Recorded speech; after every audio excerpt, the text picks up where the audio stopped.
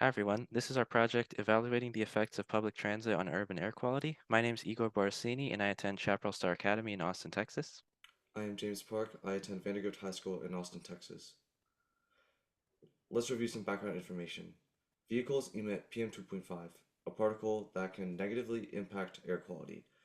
Policymakers need to understand this relationship so that they can make informed decisions about transportation infrastructure to reduce pollution.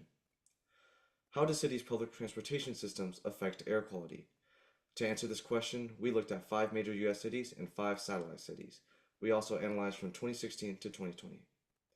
We used two datasets that gave us PM2.5 concentrations and three main variables: transportation costs, ridership, and metro population.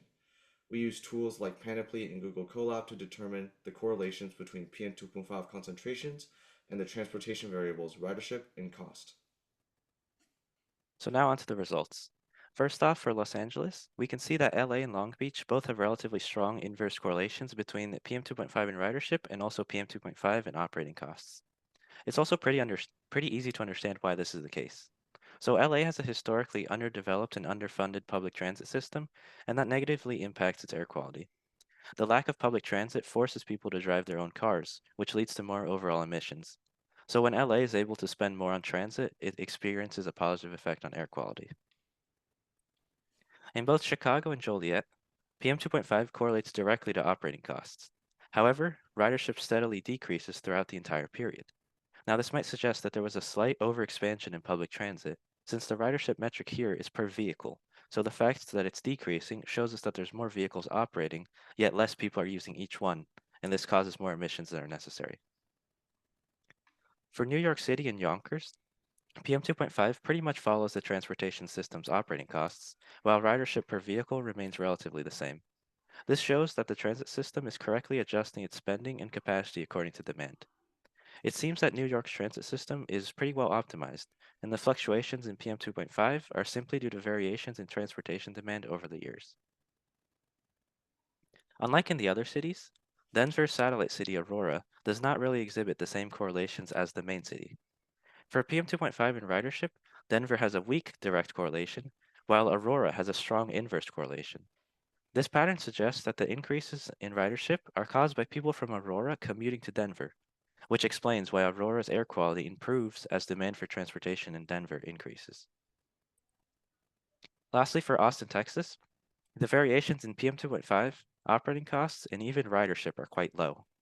Overall, the correlations are pretty weak, with Austin and Round Rock both following similar patterns. Something interesting to see, however, is that the ridership steadily decreased throughout the period, yet PM2.5 was able to stay the same while operating costs increased. This suggests that Austin and Round Rock residents generally use cleaner forms of transportation, as they used more personal transportation while air quality was not yet negatively impacted. So here we have a visualization of all 5 cities and satellite cities' correlations between air quality, operating costs, and ridership. These are all the same R values already shown, but summarized into a graph. We concluded that there is a noticeable relationship between city air quality and usage of public transport. We also suggested improvements to infrastructure to reduce pollution, such as adjusting funding for transport based on need and switching to cleaner forms of transport to reduce impact on air quality. In the future, we would investigate additional variables such as types of fuel used for transport and extend the scope of our project to include more cities and a greater time frame. So for the highlights, the best features of the SEAS program for me were the great mentorship and the resources provided, while the biggest challenge was the limited time frame. For me, the highlights were meeting new friends, people who share my interests, but it was really challenging catching up with the work because I had an overlap in my schedule, which prevented me from attending most of the meetings. For the reflection, the SEAS program has really sparked an interest in earth science for me, and I hope to apply this knowledge in my future career. I've always wanted to pursue programming, but C's really gave me an opportunity to explore a unique application of that interest. So thank you very much to the SEAS program and our amazing mentors in the Air Quality Initiative, Dr. Yitong, Juthi, and Dr. C. We really appreciate your help. Thank you very much.